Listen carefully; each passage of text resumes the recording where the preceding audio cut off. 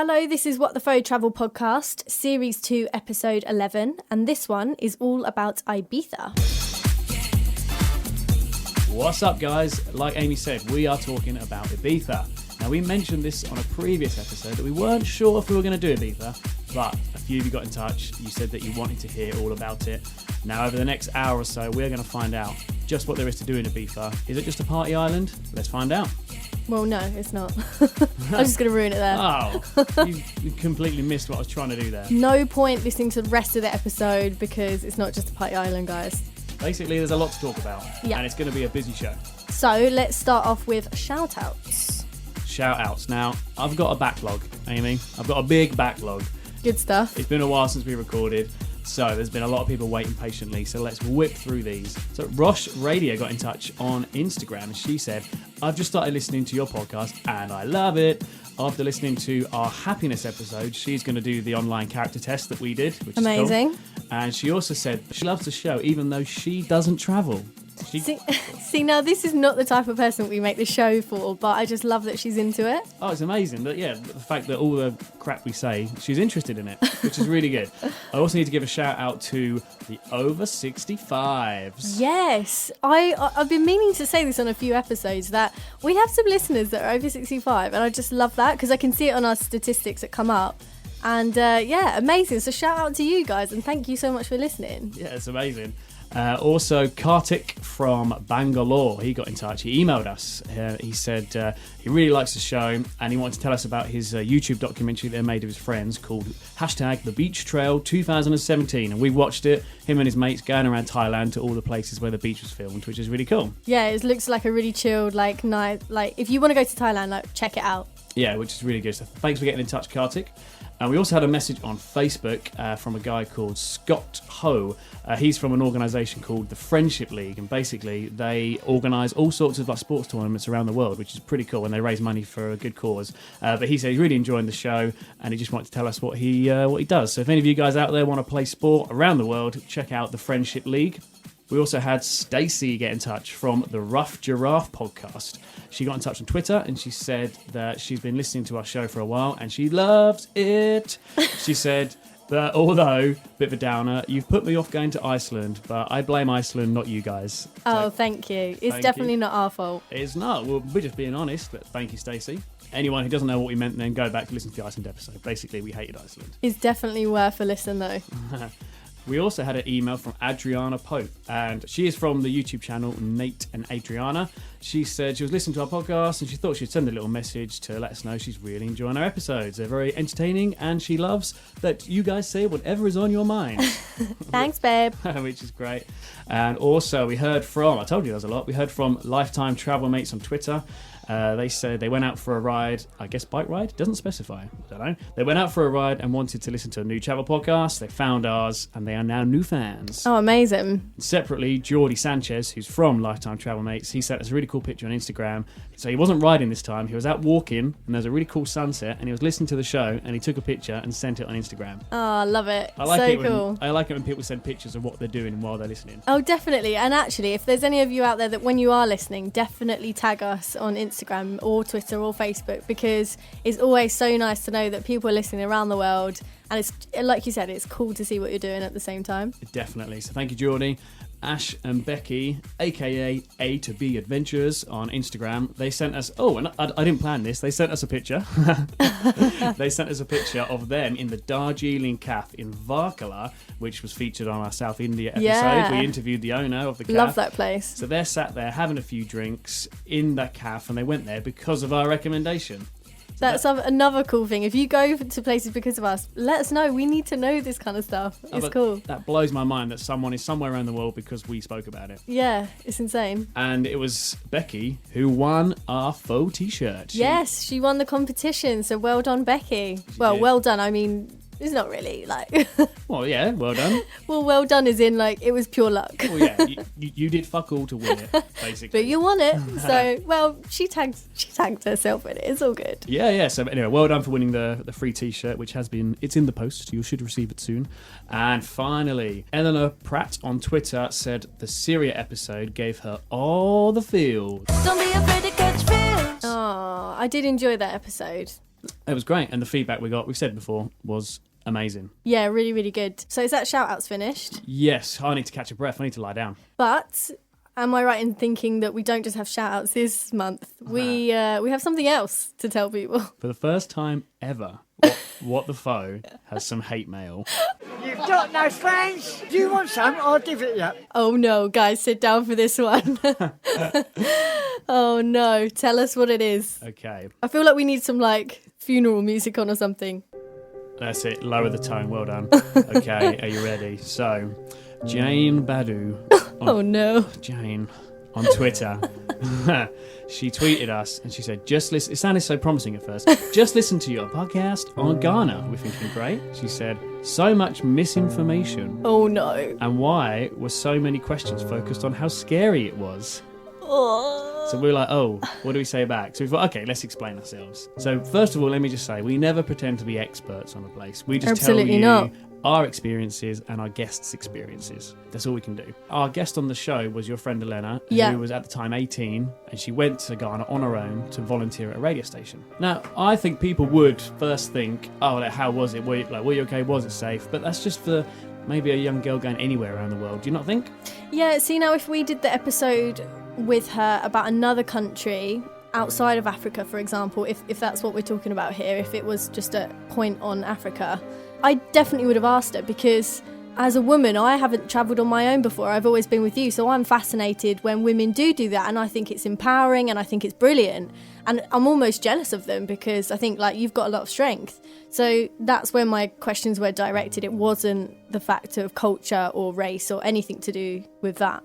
Exactly, and by her saying, yes, it was safe, I'm fine, look, I'm still here, then we get the message out there and hopefully more people go to Ghana. Absolutely, it's breaking down those barriers. Exactly. Anyway, we had a little chat with Jane back and forth, and in the end it was fine. We were best friends afterwards. She loves us now. But she made a very good point, actually. She made a great point. She said, as a black woman, it's scary for her to go alone to places in Europe, and I'd say definitely Eastern Europe. I completely agree. Yeah. If I was black, on my own, I wouldn't go to Eastern Europe.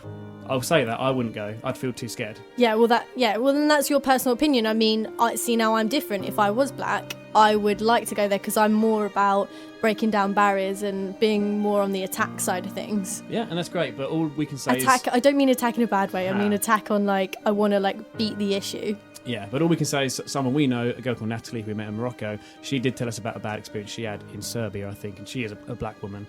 So I can understand. Anyway, she raised some good points. We had a good conversation in the end, it was fine. And some separate one, some dickhead, it wasn't really a serious thing, some dickhead on Twitter. And that's what he is. Let's call him a dickhead. I don't even know what his name is. Some dickhead on Twitter had a problem with us using the Syrian emoji flag in one of our tweets, and it was only because we were talking about Syria. But we only used it because we were talking about that country. We do that for every country. He basically said, oh, does this mean you agree with the regime in Syria? And it's like, dude, if you listen to the episode, you'd know exactly what we're talking about Syria. Yeah, so fuck off. Anyway, finally, surprisingly, one of our number one fans, Charlie Keep, she was not happy with us because we scored Australia so low. Is she our third hater? I thought we only had 2. That's it. 3 bits of hate mail. Jesus, Charlie, I'm ashamed. I can't believe you're part of our haters now. Right, that's it. That was a lot. Done. But before we get on to our episode about Ibiza, I just want to say a massive shout out to Turtle Pillow. And by turtle, I mean TRTL pillow, because we used these on our way to Ibiza and they actually saved us on the flight. So what they are is it's a travel pillow, but it's got like a frame on the inside of it so you don't hurt your neck. And this is really important for someone like me who travels a lot.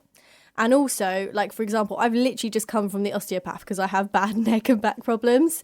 So, you know, when you're on a plane, you just can't get comfortable, can't sleep. Your boyfriend or your husband's, like, not letting you sleep on them, which is just rude. So you could just get yourself a turtle pillow. And that's what we did. We have 2, and they were really good. Really good. Yeah, it's like a scarf that supports your head. And I slept all the way home on the flight from Ibiza. It was great. Which you need on the way home from Ibiza. Yeah, definitely. Trust me. So yeah, massive shout out to Turtle Pillow. If you want to check those out, you can go to trtl.co.uk or you can buy them on like Amazon and stuff like that. But yeah, well worth it. Yep. So we need to start with, of course, game show facts. Before we do this, I'm just going to say, if any of you were following our Instagram stories, some of these are going to be repeated, but they're good. But they're good facts. And people that didn't hear or didn't watch our story are now going to get these facts. That's true. So just to explain that, on the way to Ushuaia, we were going for like a day rave. We did a live game show facts on our Instagram. So well worth a follow, because more of that coming up when we go to other countries. Definitely. So, Mr. DJ, some fun your replay. Mr. DJ, won't you turn the music up? Ibiza is one of the Balearic Islands, an archipelago of Spain in the Mediterranean Sea. It's well known for the lively nightlife, but it's also home to quiet villages, yoga retreats and beaches. The population is around 130,000, but the island attracts nearly 6 million tourists a year. 75% of Ibiza's population get their income from tourism, and unemployment on the island is only 4.2%. Ibiza gets 300 days of sunshine each year.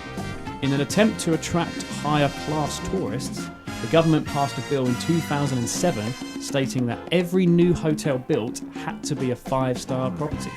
The rocky islands to the east of Ibiza are considered to be the third most magnetic spot on the globe, as Vedra is supposed to contain such a unique mixture of minerals and elements that they interfere with magnetic equipment.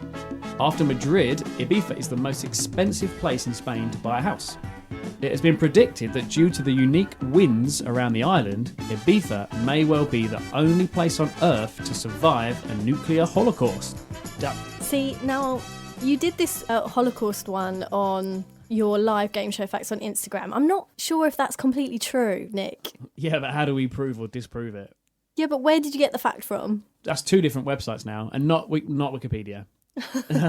You know how I feel about Wikipedia. 2 different websites have said that, but it kind of says it's been predicted. Like, apparently, even if it is bollocks, it's still an interesting thing to say about the island. True. But basically, if the world is coming to an end, head to Ibiza. Yeah, I mean, you'd have a good time while you were there as well, and you wouldn't die. So it's all good. One more. Was there a date on the 5-star hotel fact? Yeah, 2007. So anything beyond Wow. 2007, every new hotel built has to be 5-star. Yeah, so that's been a long time then. I mean, where we stayed, I don't know when it was built. I was going to say, would you say that was 5-star? I mean, No. It was nice, but it wasn't 5-star. It was like a solid 3 or 4. Yeah. But that would have been built, I It was a reckon. solid 1.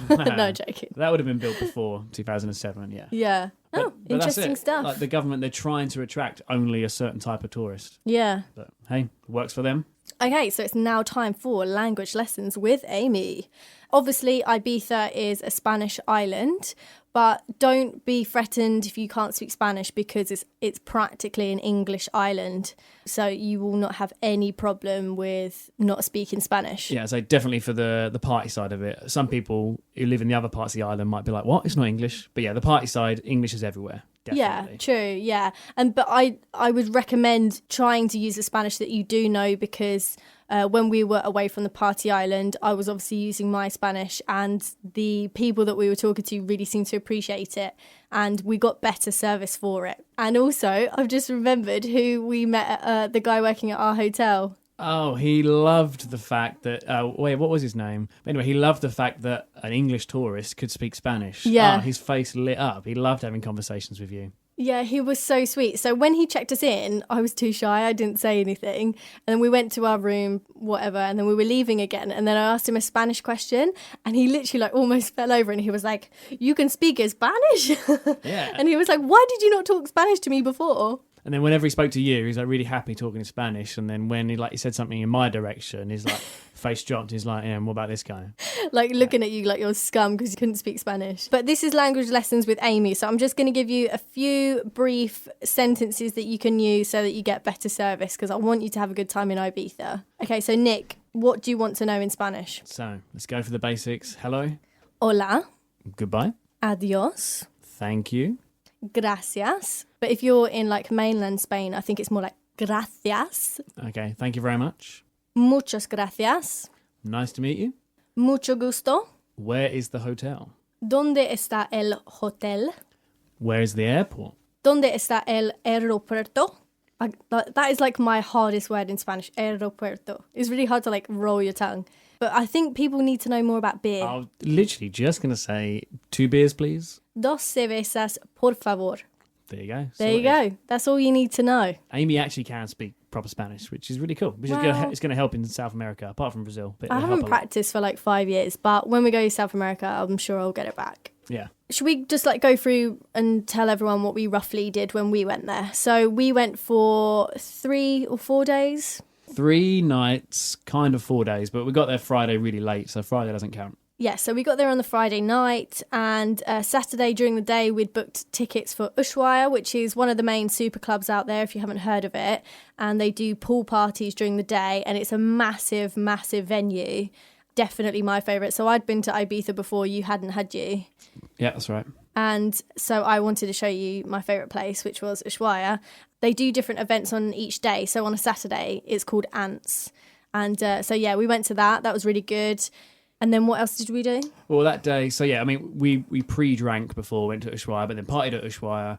We didn't get out of there till midnight, and then went to another club afterwards. Sankeys. Yeah, which is cool. And even better, bonus in Ibiza, we bumped into a guy who said, oh, do you want like free entry into Sankeys? Yes, we do, because it normally costs like 20, 30 euros to get in anywhere. Yeah, seasoned like Ibiza people are going to be like, yeah, that happens a lot. Like you're saying it as if we were like really casually like bumped into someone, but we got sold that. But yeah, carry on. Still, I thought that was a good result. But then the next day, so we woke up a bit late because we'd had a big day and night. We didn't get to bed till like 4:30, 5, something like that. No, it was later than that. It was like 6, I think. And at 4:30 or 5, we went for a little beach walk, didn't we? We did. We went to the beach.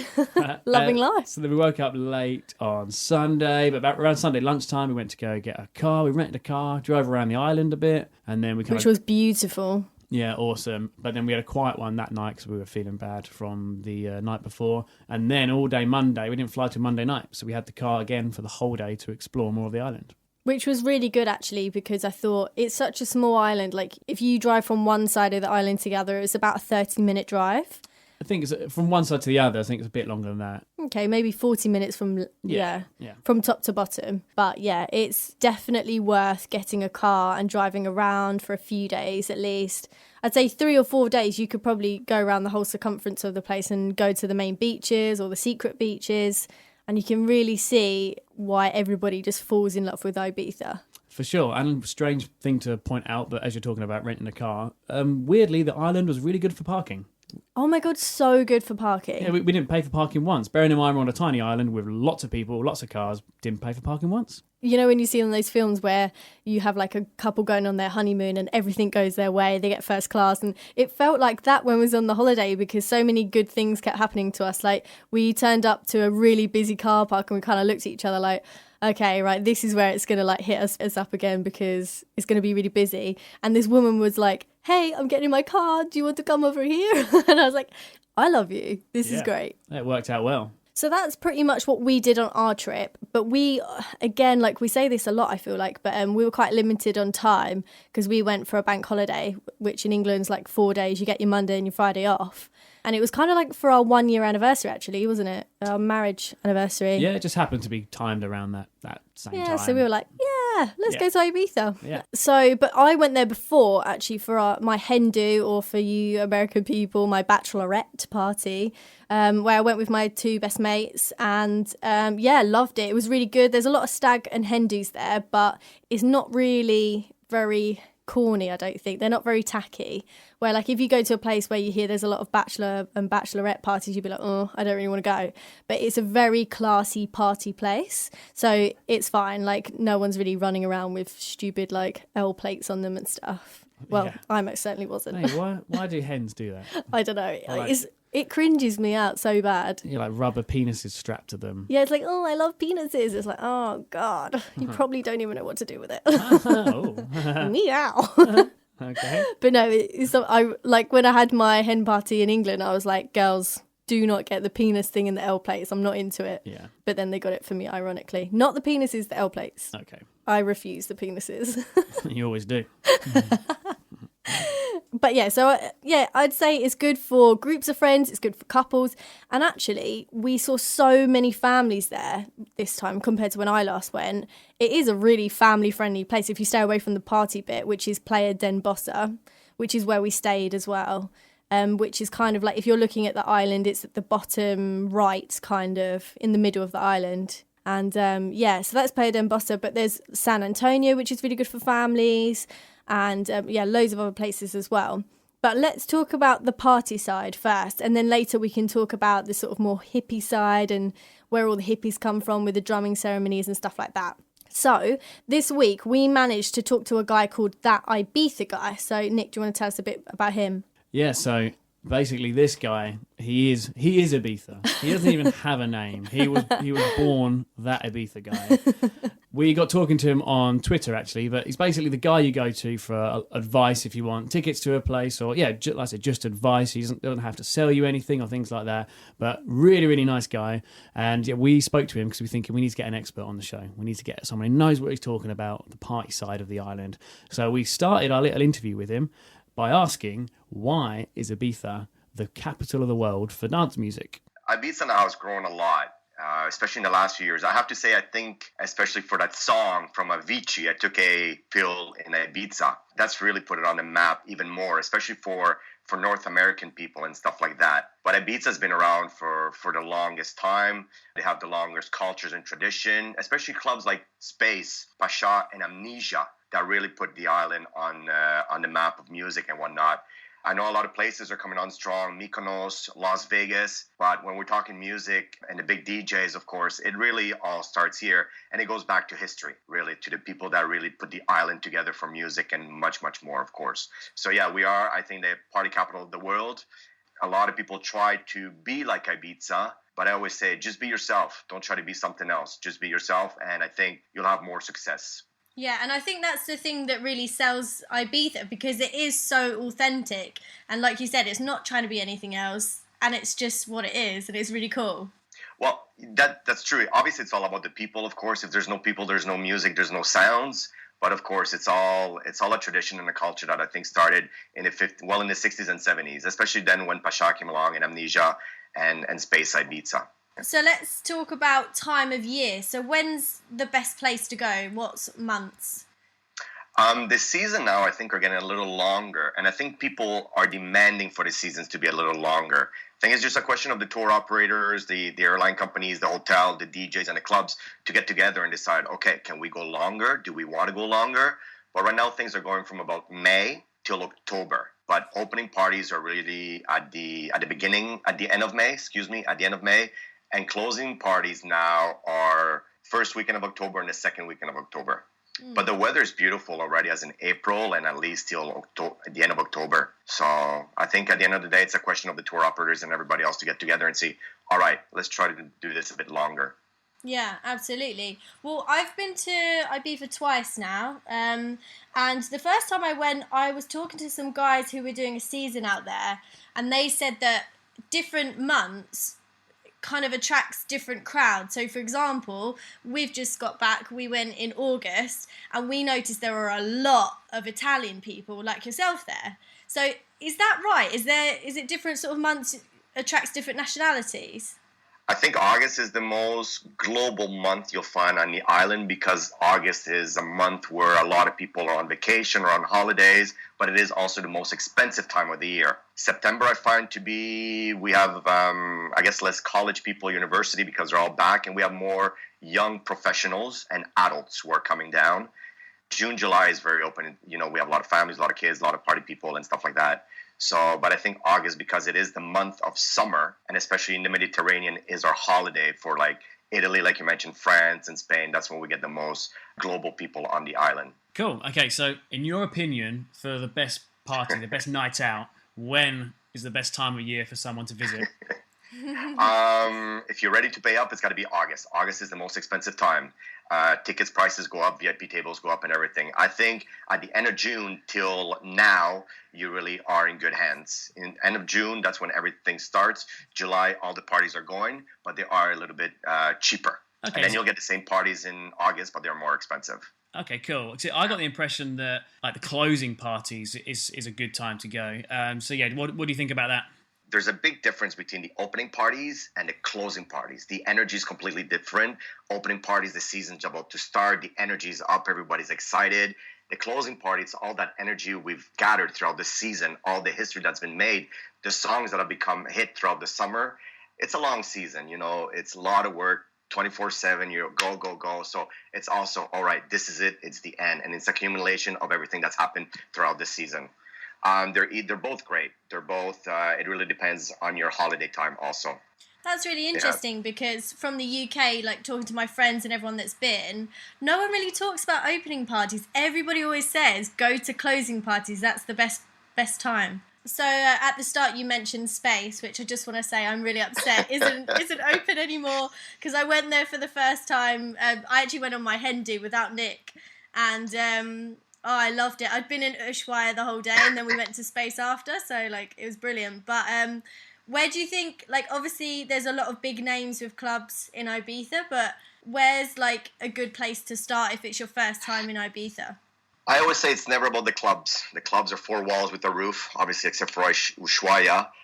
It's all about the music. You can go to an iconic club, you can go to Ushuaia, you can go to Pasha Amnesia Privilege, but if you're not liking the music, if it's not your type of music, I don't think you're going to have a good time.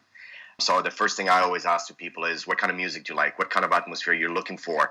And I think that makes a huge difference. Obviously, Ushuaia itself is literally perfect for everybody. But for the rest of the clubs, it really depends if techno, house, drum and bass, or commercial dance music. I don't think there is one best club on the island right now. It's all about the music. If you go to a club and you don't like the music, you're not going to have a good time, no matter what happens. Yeah, but isn't it true that, like, say you can go to one club like 2 different nights of the week, but it will be completely different because you have different people doing their own night in that club? That's true. You can go back to the same club, absolutely, because it's going to be designed, the production, the sets and everything are very, very different. So if you, for example, let's say Friday night, because a lot of people will go to Amnesia for Music On, and now they'll go to Amnesia for El Ro. It's completely different. It's 2 completely different ball games. It's the same with Ushuaia. You can go on a Monday for David Guetta, you can go on a Tuesday for something else or whatnot. So even if you do the same club back to back, which I kind of try to avoid people to doing that, it's completely different. The production, the sets and everything. So again, it's all about the music. Really, really is 100% about the music. Yeah, so that's a good tip. Yeah, don't pick a club just by the club name. Just, first think, what music do I like? That's a really good tip. How can people contact you, and like what can you do to help people and make sure they have a good time when they're in Ibiza? For me, it's very simple on all social platforms, from LinkedIn, YouTube, Twitter, Instagram, and obviously Facebook at That Ibiza Guy. My number is all over. And I guess the comments on Facebook speak for themselves. But for me, when I got here, I did a lot of listening, not only on the streets, but also on social media. And I just found a lot of people were not listening. They were just sending people to the clubs to make money. And it wasn't about the music. And so after a few years, I decided to put it together. And after listening and understanding, you bring that to the people. I'm not selling tickets. I'm not selling nothing. I just want to make sure people are doing the right things at the right time. And I got to work at Ushuaia. I was, social media manager. Because of my English, very neutral English, they asked me to interview the DJs. And then I was also the voice of Ushuaia Radio. Wow. And so it's nothing big, just interviewing some of the DJs that were there. That's why Ushuaia is my playground. I know Ushuaia like very few people, and I can always give insider secrets about Ushuaia like nobody else. And that's an extra benefit. I don't charge for it. You know, you get your ticket or your table off me, and then I can tell you how you can meet a DJ, go on the tower, or the insider party secret of Ushuaia. Because right now it is the biggest thing on the island. People are really excited about Ushuaia and they have fun there. So, but that's how it started, really. So basically, people need to do the opposite of what we did, because we'd bought our tickets already when we kind of met you through Twitter, and we didn't listen, did we? We didn't listen. Unless you're gonna get like the pre-sales, pre-sales, definitely, especially in the beginning of the season. But if you're gonna pay the same online or here on the island, I think it's always best to get them here. Sometimes there's travel delays. Something happens. Maybe a DJ cancels that you really want to see, and you don't really care. You can't say you don't really care about the rest, but you're really looking for that DJ. I always say don't compromise ahead of time unless you are saving a lot of money. Especially lately, Ryanair, and all the other low costs are canceling flights. There's delays. There's bad weather. So you have your ticket ahead of time. You arrive late. You can miss the party. You lose 40, 60 euros. And so, if you're going to pay the same on the island, just wait till you're here. For me, it's, I always say it's simple mathematics. Yeah, there you go. Another great tip. Yeah. As we record this now, we're 2017. We are right at the end of this year's season, but you're going to be back in 2018? I'm not going anywhere. You never left. I've traveled a lot, and Ibiza is really a ground that I'm very happy with. I'm just hoping the seasons will go longer, so we can provide more music to the world and to the people, and have just more vacation time for everybody else. That was That Ibiza Guy. Thanks so much for talking to us. See, now I was really happy that he said he worked at Ushuaia, because it just proves that it's such a good club. Because when I went there for the first time, it's really easy if you're with your friends to just naturally have a good night. But it's one of those places where I really do believe you can consistently have a good night if you're there with the type of music that you like anyway. For sure. Well, we'll talk more about our time at Ushuaia, but all I will say on That Ibiza Guy is we got some cool pictures to put up on our social media of like him partying, and some pictures of him with DJs and stuff, so look out for them. Yeah, and give him a follow while you're there as well. So let's talk about our clubbing experience. So like I said earlier, we went to a day called Ants. And it's really cool because as soon as you walk in, there's literally ants everywhere. Not real ones, but they're like massive sculptures of ants, and they put them upside down and like on the bars and stuff, and they're like everywhere. And it just kind of gives it this cool, quirky vibe to it. It'd be interesting to find out why it's called Ants, actually. Yeah, why Ants? But yeah, that is at Ushuaia, which is definitely one of the kind of biggest, most famous clubs. I know it just from listening to, well, when I used to listen to Radio 1, they always seemed, well, a few years ago, they were at Ushuaia. I remember Radio 1 at Ushuaia. Yeah. And I was like, well, I need to go to this place. Really big place, yeah, like this pool party / there's bars, and there's a big stage as well at the front. When we first got there, we bought a drink each. And oh my, that was expensive. But it's a bit of a shock. You hear that these places are expensive, but I ordered a bottle of beer, so not even a pint, a bottle of beer, and you had some sort of whiskey and coke, probably. Yeah, I had whiskey and coke. It was €30, so €15 each, I guess. I was like, wow, we're not going to have too many of them, but good thing and a good tip for you guys: pre-drink. There was a supermarket right near our hotel. We got a lot of cans of beer and stuff. Pre-drink before you go to these places. Yeah, but like, if you think about it in a backpacker sense, like this is a backpacker podcast, so that's quite expensive for the things that we normally tell people to do. But if it's your holiday or something like that, I think it's all right. I mean, it's not ideal. If you want to go out and have a great day out, it's all right. I mean, that's true. Live life. Yeah, when you're on a proper holiday, you're right. The mentality is very different because you've got this big wad of cash with you. You've saved up all year, and you think, "Fuck it, let's just have a good time. Let's go for it." Yeah. Yeah. And how much were our tickets? Was it around like £50, 45? Around that, yeah. I think I paid about £100. That's for both of us. Yeah. Yeah. So even before you're through the door, yeah, that is a bit expensive, but for like a one-off experience, I'd highly recommend it. We had a great time, and we were there from like 3 in the afternoon till midnight. Yeah, midnight. Honestly, it's one of my favourite places in the world to go clubbing. Like, I love it. It's so good. And I'd probably pay more than that as well to get in because I love it that much. So I definitely recommend to you guys to do that. And I think it's also a hotel. There were like people sat in their balconies watching the big party happen. Yeah. Maybe that's why it finished at midnight, because it is also a hotel, so they can't keep going. Yeah, probably. And the other cool thing about Ushuaia as well is when you land at the airport, if you look outside the window, either side, you'll definitely see Ushuaia. It's the big building hotel that's in red lights. So I just feel like that's really cool. You just sit down, and I told you so much about Ushuaia before we'd got there.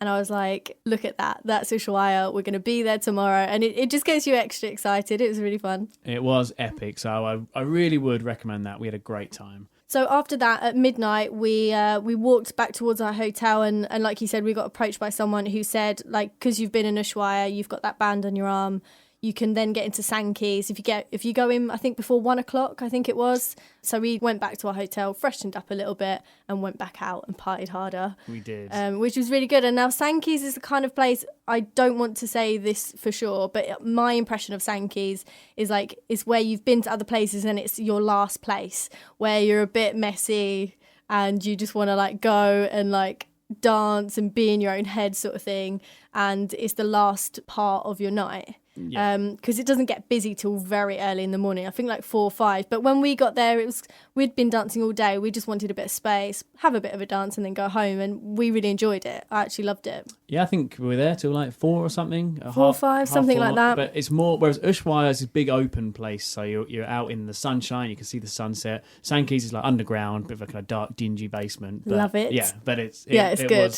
It was really good. It is really good. So we left there and then went for a walk down the beach, actually, just to finish the night. Well, we felt like we just needed to have a bit of a walk, freshen up before then going to bed. Yeah, which was really nice actually. Yeah, check out the beach, and then we went back to our hotel. The only thing I want to add to the night out, what I love about Ibiza, and I'm sure a lot of summer places are like this, but you can go to these big clubs and it's quite fairly upper class, like we were saying earlier, but really good fun, nice people there, and you don't have to care at all what you're wearing. I was wearing swimming shorts, like a tank top, and flip-flops all day and all night, and most clubs would be like, you're not wearing proper shoes, mate, you're not coming in. But I think there are a few places in Ibiza which are very dressy. You have to look. I think it's called High, Okay. and that's the only place that you need to wear like heels and dress up. But most places, you just wear whatever the fuck you want, and it's great. I love that. Yeah, same. And that's one of the great things about backpacking, like when you're in Thailand and stuff, just going out, especially us girls, like not caring about what we look like, chuck your hair up, no makeup, go out and have a good time, and it's so refreshing. But I mean, Ibiza is definitely more dressy than that, and when you go to Ushuaia, it's you feel like you sort of turned up a Hugh Hefner's place or something, because like all the girls like proper dressed up, but it's really cool and it's not stuck up. It's just really nice. Yeah, it's a nice atmosphere, but all I'm saying is if you wanted to, you can wear what you want. Yeah, obviously dress up if you want to, but you can. It doesn't matter. There's no dress code. Yeah, absolutely. Unless you're going to High, which I've never been to. I think it's new. It's replaced Space actually, because they're in the same space that Space was. Okay. There's obviously a range of different clubs that you can go to, and I would recommend going to That Ibiza Guy to understand those, because, you know, obviously we couldn't hit every club in 24 hours because that's the sort of time we assigned ourselves to go partying. But definitely go. The whole vibe of Ibiza is amazing, especially the party side. So we would recommend it. Yeah, it's unique. It really is. We would recommend it. What we're going to do is play our game, which is called Superstar DJ. Superstar DJs, here we go! And then later we're going to come back and talk about the hippie side. We've also got an interview with a guy called Tristan who writes a blog about Ibiza, so he can tell us all about the relaxed yoga side of things. And we're going to talk about Esvedra as well. And lots more to come. I'm looking forward to this game because we have now got the chance to pretend to be DJs. We're like real life people on the radio. Do you want to explain what we're doing? Yes. Okay, so Superstar DJ. The game is, you know when you hear these radio jocks? These disc jockeys. I'm being really old today. What's wrong with These you? disc jockeys. That sounds great. Sounds like got no teeth. You know these disc jockeys? Is that what they're called? Yeah, what? DJs. I work in this field. How do I not know what Yeah, they're called? radio presenter. I call them presenters. Yeah. So they have to talk over the intro of the song, and they have to finish bang on when the lyrics come in of the song. But the clever thing is, in slick radio, they have a screen in front of them with a countdown telling them when to stop talking. But the game we're about to play, we will not have that countdown, and we have to guess when the song is going to come in. Yeah, we're basically playing chicken with the lyrics, aren't we? Yeah. I hope we won't die if we get it wrong. Well, of embarrassment, maybe. You'll never live it down, especially you, Amy. This is actually what you've tried to do as a job, Amy. So there's extra Don't put that pressure on me. There's extra pressure on you. You've had Because practice. I have not done this for literally about 2 years, and I can't talk. I don't even know what to say.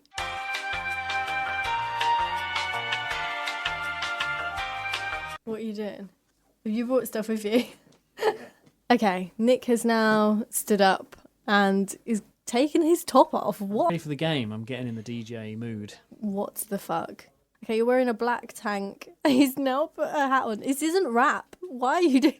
You look like Jazzy J off of French Prince. Yo, baby. This is meant to be dance music. Yeah, well, I've got it. I know. Oh my goodness.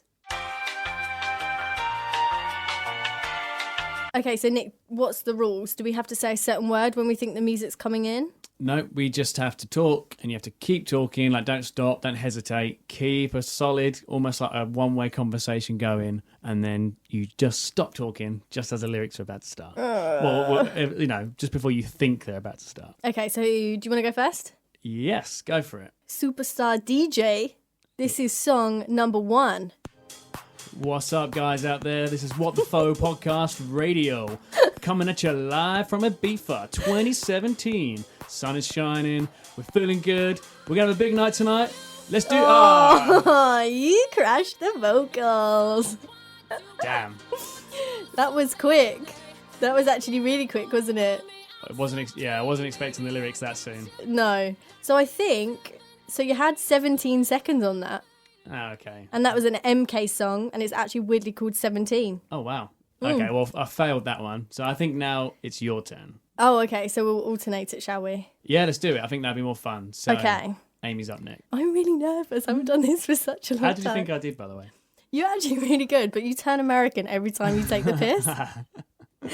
I'm going to do an impression of you, actually, with my one. Let's go. Okay, so I'm Nick, and this is the radio. This is What the Full Travel Podcast. This is like a proper old school tune, isn't it? So we're going back to the days in Ibiza in the 90s where I feel like the music... Oh, is that... No, that's... It's kind of like a slight voice on this one. I'm going to keep going because this is What the Full Travel Podcast. I think the lyrics are about to come in. Yes! That wasn't bad, but it wasn't a very it wasn't a constant flow conversation. No, this is why I'm not a radio presenter. No, but you as far as the lyrics go, yeah, you were spot on. Okay, right, so we've got your second song to come. Okay, what's up, guys? Here we go. Now, remember, we're all here to have fun, but we want to have safe fun as well. Fire exits are clearly marked. No smoking in the building. Oh! You've done it again. You crashed the vocals. Did you notice the song? Did you notice what song it was? Yeah, we've heard this in Ibiza, haven't we? This was kind of like the song of this year, for us anyway. Yeah. It was like the song of the summer. Cola by Camel Fat. I love it. Such a good song. Your intros are short, man. Sorry. So, Amy, you're up next for your second attempt. Second out of 3.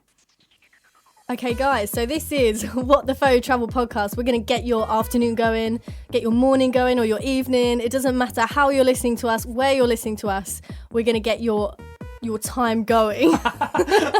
Your time. And, this is... I feel like this is going to be a really long intro, so I need to talk a lot. See, this is why I'm not a radio presenter. But yeah, this tune is banging. Oh, she's sweating. I literally have sweat dripping down my face. This is a really long intro. If not, does it have any lyrics in it? I'm not sure. Oh, yeah. Okay, Nick is nodding yes. I feel like the lyrics might come in now. Oh! See, I might not be able to talk, but I know my music. Yeah, you don't know what to say, but you know when to stop saying it. Yeah. Wow, that was good.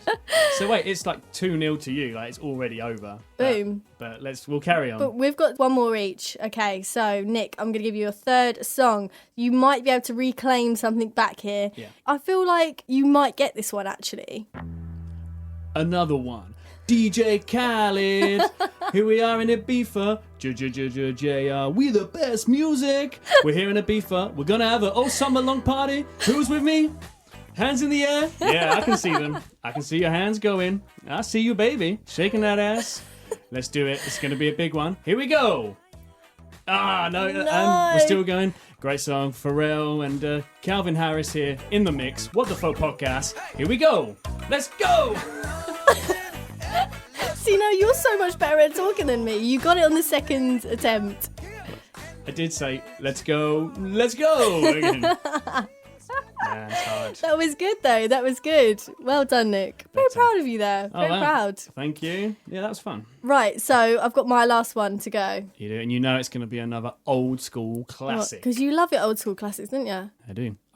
I reckon Ibiza in the 90s would have been awesome. Oh, 100%. I know, I think it got started in the 80s, but 90s would have been banging. Yeah, I feel like that's when I would have been in my element. I love 90s clothes. I sort of dressed in the 90s anyway, so... And I'm a 90s baby. 90s baby. That's true. Right, last song. Oh, yes. So, let's go with the same line. We're going to get your time going. Whether it's the morning, the afternoon, or the evening. Maybe it's the middle of the night. We are going to get it going. Strong. Oh, mate. Yeah, I thought you were killed it. I thought you were going to nail it then. Oh, I love it. Love that one, Nick. Thanks for your old school classics there. Very good effort there. 2 out of 3 you got? And I thought you were about to get that one. Yeah. But hey, you've done really well. And it was good fun. We got to pretend to be DJs. Something I will never live out. Obviously, after hearing that. Oh, my head isn't in the game. Right, so that was Superstar DJ. Superstar DJs. We now need to talk about the hippie side of the island. Is it offensive to say the hippie side? I don't think it is it? Yeah, I don't think it's derogatory. We just, Yeah. we like, the more chilled side. We mean that in the nicest way possible. Yeah, the chilled side, which actually, if I had the choice of the two for a holiday by myself, I'd 100% go to the chilled side because I'm really into yoga, into meditation and all that sort of stuff. Actually, the first time I went to Ibiza, I went to Cafe Mambo with my friends for dinner and saw this guy who was sitting on the rocks in front of the sunset, and he was meditating for about 2 hours straight for our whole dinner, which I thought was really impressive. And there's actually quite a lot of free yoga there as well, so you can just go to a class. And obviously you're not obliged to pay anything. It's a bit like the free walk-in tours where you don't have to pay for it, but you could donate a bit of money. And I know one in particular, which is on Playa d'Embossa along that beach.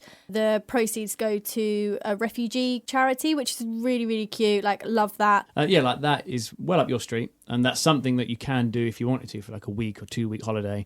Whereas the party side is fun. And I know some people do go and party for like a week or 2 weeks straight. But for most people, you wouldn't do that every day. But yeah, the more chilled side, definitely you could have a nice relaxed holiday for 2 weeks and love it. So after all that, let's talk to somebody that knows way more about this than us. 20 minutes walk from the hotel around the bay, and fell in love with the place completely for its own merits, not just for the clubbing or anything else. That was Tristan Bacon from the White Isle.co.uk. We had a chat with him and we asked him, what are your top recommendations for Ibiza away from the party scene? Where do you start and where do you end with Ibiza? It's a beautiful island. It's surrounded by the most amazing coastline, from very, very high cliffs to beautiful coves and beaches. Some of them are very, very busy in the summer, but they're very easy to get to, like Calabasa and Calaconta. Beautiful turquoise water, great for sunbathing, soft sand. It's fairly shallow out to a long way, so it's great for kids and families who just want to paddle. You can go swimming, snorkeling. If you're not a great beach lover, there's fabulous, fabulous restaurants across the island, from the very traditional to the more modern. The island itself is covered in pine trees, which surprises a lot of first-time visitors. So it looks lush and green all year round. These have got fantastic walking and cycling trails throughout. There's a very good cycle network, as much as you need to be fairly fit, because it is quite steep, and some of them are fairly treacherous, I would say, along the coastlines. But lots and lots of people go, especially in the early part of the season and the end of the season, for cycling, and they have cycling and walking tours around the island. There's a gentleman who runs Walking Ibiza who does a 10-day tour where you can walk the whole way around the island along the coastline, which supposedly we've never done it, but it's meant to be absolutely beautiful. The island's got a very, very rich history and culture. It's been invaded by the Romans, the Phoenicians, the Carthaginians, and obviously the modern-day tourists of today. Do you know, the one thing that surprised me when I went to Ibiza was with the beaches. They're not all purely sand, are they? There's quite a lot of rocky beaches. There are a lot of rocky beaches. I always say to everybody that goes, wherever you stay on the island, always ask the locals where to go. They are the people. They are so friendly, they're so relaxed, they're so laid back, and they always know the best places to go. And it has always been our top tip from day one. I think there's 69 official beaches, and out of those, I think 22 or 23 of them are pebbly as opposed to pure sand.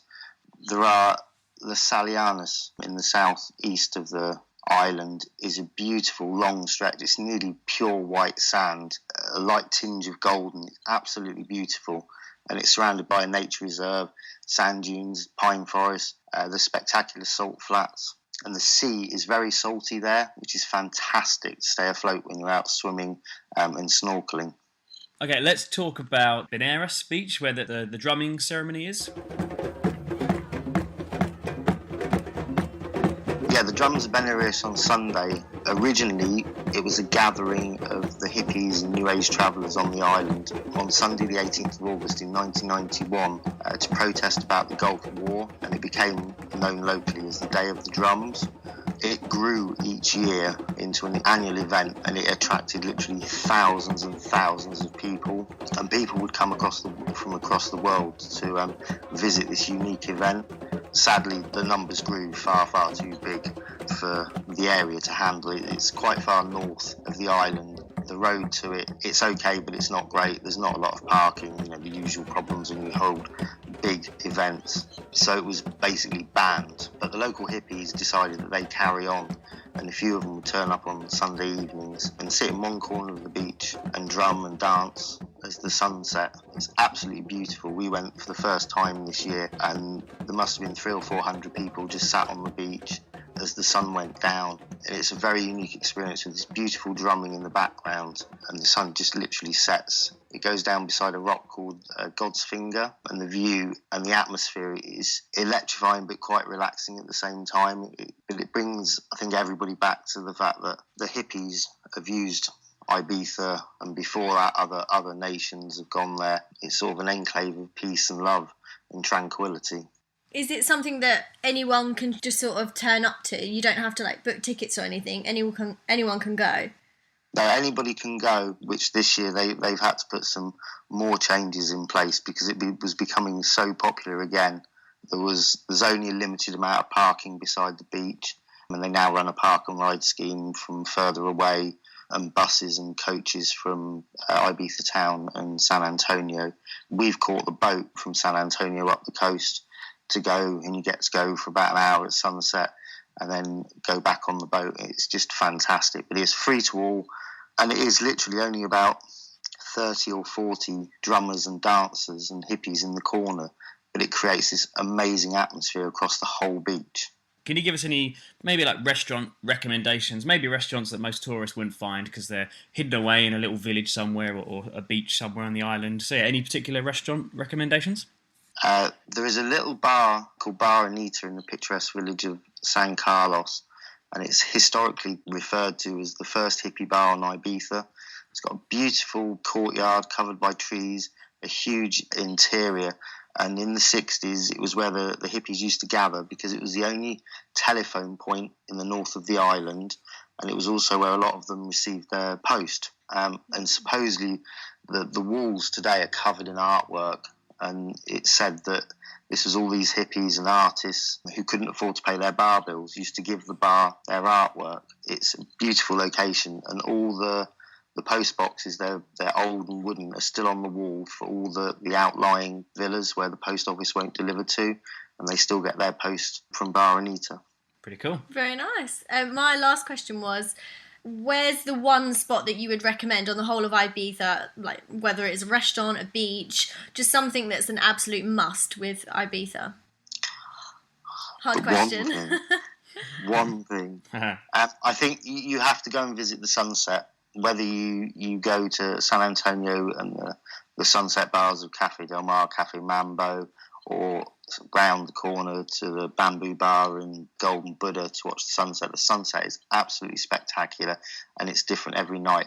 But the best place to watch the sunset is overlooking Esvedra, which is a rock which sits just off the coast of Ibiza and comes 400 metres out of the sea, and it's shrouded in myth and legends. It's supposedly the third most magnetic rock in the world. Some say it's a UFO reporting point, others the gateway to Atlantis. Many fishermen and divers have reported strange noises, lights from the rock. Endless myths. It's the home of the sirens and the sea nymphs who tried to lure Ulysses from his ship in Homer's Odyssey. It's meant to be the birthplace and the holy island of the Phoenician goddess Tanit.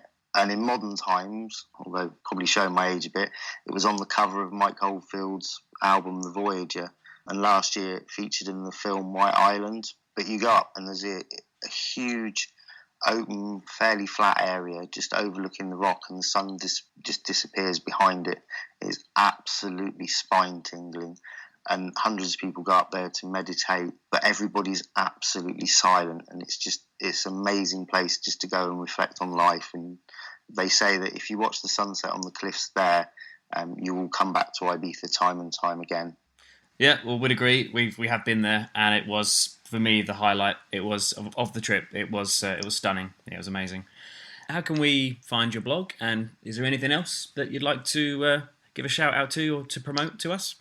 The only thing I would add, those that go to Ibiza, because it's an island, you have to go out on the water, whether you take a ferry to the beaches You take a day excursion, and we love going out on a boat, which is a traditional wooden Ibethencan vessel, which was originally used to bring quarry stone and sand from the north of the island down to the south for building, but it's been converted into a day trip boat. It's run by an Ibethenco family, and it's an absolutely lovely way to see the coastline of the island. You go snorkeling and swimming with them, and they show you the best places. But whatever you do, you have to go out on the sea when you're in Ibiza. You can find the blog at thewhiteisle.co.uk, and we're also on Twitter and Facebook and Instagram as the same name. Thank you so much to Tristan for talking to us, and we're so glad that he brought up Esvedra because it's such an amazing place, and we were going to talk about that next, so how smooth is that? Perfect. But Esvedra, Nick, tell me your thoughts. Oh, it was epic. Like, doing a bit of research before we went, we saw this was one of the main places to go. And yeah, looking at pictures online, and we've got a picture on our Instagram of me like holding my arms out, and it's like a big rock in the sea. And yeah, the pictures look cool, but I don't know what it was, but seeing it in the flesh, it was just epic. And we were standing on the top of this big cliff ourselves, so we're really high up, and the sea's down there, and kind of in the distance, this big rock, and some clouds are coming over, and like the rock was touching the clouds. Yeah, it's really tall. So that is a big rock sticking out of the sea, and it was just really epic. And I don't know, it had some sort of aura around it. I know Tristan was saying there's a lot of kind of mythology attached to it, and lots of significant things are supposed to have happened there, and there's lots of stories and myths and legends and whatever. And I don't know, it kind of felt like it looking at it. What do you think? Yeah, definitely. It's one of those places where when you're traveling and you go there and then you just have this sort of like epiphany moment where you suddenly feel like having a deep conversation with whoever you're with, and it just brings that out of you, doesn't it? It's one of those life moments where you're just like, wow, like Earth is beautiful. And yeah, it just looked amazing. And do you remember there was two guys who had like parked their like caravan or camper van or RV, whatever, they'd parked it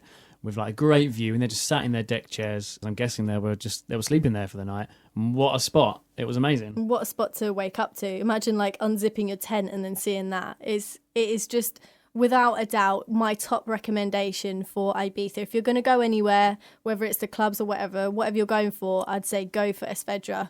Once we'd seen it on that cliff edge that you were saying, we were sitting on a tree and just like sitting there having a deep chat about like travelling and stuff like that. We then went for dinner just before heading to the airport, and we went down the cliff and had dinner in this restaurant that had a really good view of it as well. And there's actually a Michelin star restaurant that you can do that in, but that was closed when we got there. Also, we would have been like, we've got all the dollar, we can do that. But it's actually on my bucket list to go to a Michelin star restaurant, and I feel like that's the place I want to do it in. But damn, we didn't. No. But yeah, let's be honest, we wouldn't have been able to afford to, because we went to this other restaurant. I really wanted some paella. I'm like, I'm in Spain, I want paella. And it was like minimum two people, €30 each. We're like, what? Stupid. €60 for a bit of rice and shrimp. Yeah. So, and then it said like, oh, but there's like half a roast chicken with chips and salad and all this stuff for €10. We're like, yes, please. So we had this big meal, for €10. Yeah, with that kind of view. But the backpacker just comes out of you, doesn't it? Because we're saving to go like proper backpacking as well, because we're doing South America in a couple of months' time. We had a certain budget that we had to stick to on this holiday. Otherwise, we definitely would have like gone for the Michelin star. Out of all the ones that you can go to, you want to go to one with a view, don't you, to tick off your bucket list? Very true. But yeah, magical place. So definitely check it out if you guys are there. That's Esvedra. Well done, muy bien. I was doubting myself halfway through that.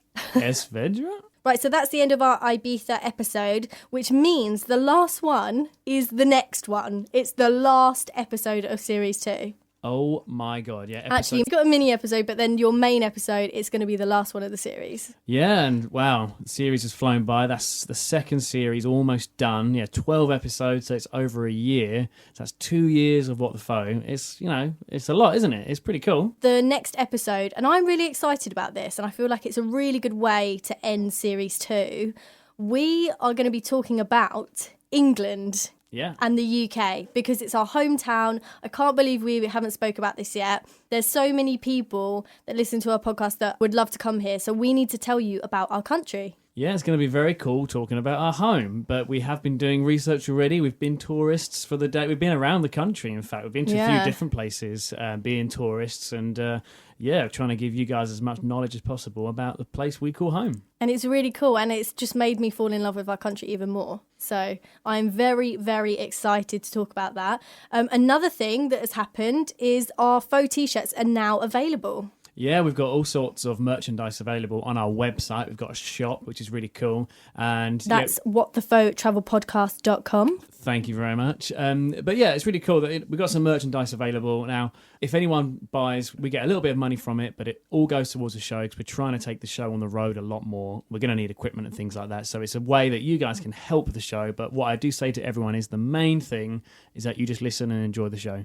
If, like us, you're in a position where you're saving for traveling, and you can't afford to buy T-shirts, so don't do it. But if you're in a position where you can afford to do it and you want to support the show, then that is perfect. Then do it.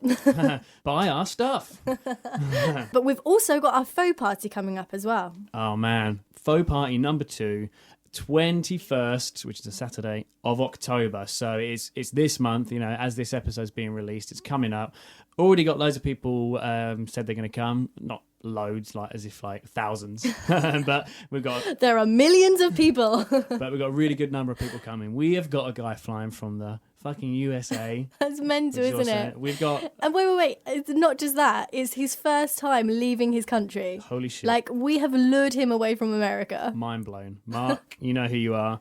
And we've also got a guy flying from Norway. Got actually Jon, who you've heard way back at the beginning. Producer Jon. And Michael, the legend that is Michael. What's his Instagram? The Viking Adventures. I'm gonna have to yes, look that up. actually, let's talk about that because Michael from Copenhagen, who stayed with us at the faux party, who's an awesome guy, has started his own YouTube channel. And it's called A Viking's Adventures.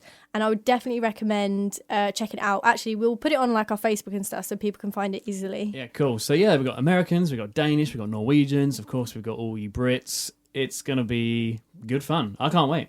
But a bit more relaxed this time. We're starting about 3 o'clock in the afternoon. Just get there when you can. All the information is on our Facebook page or just email us. You'll hear the email shortly at the end of the episode. I don't need to say it now. 3 p.m. in a pub near London Liverpool Street train station. Saturday, 21st of October. Be there. Should be good. Cool. Well, that was our Ibiza episode. Don't forget to follow us on Instagram, Twitter and Facebook and check out our website if you want to know any more about us or want to see our old episodes and mini episodes. Definitely check that one out. And we will see you soon for our England episode. Cool, blimey, governor. Adios. Please feel free to get in touch with the show. You can do that by checking out our website, www.whatthefotravelpodcast.com. From that, you can find all of our social media channels. We're on Twitter, Instagram, and Facebook. Our email address is whatthefopodcast@gmail.com.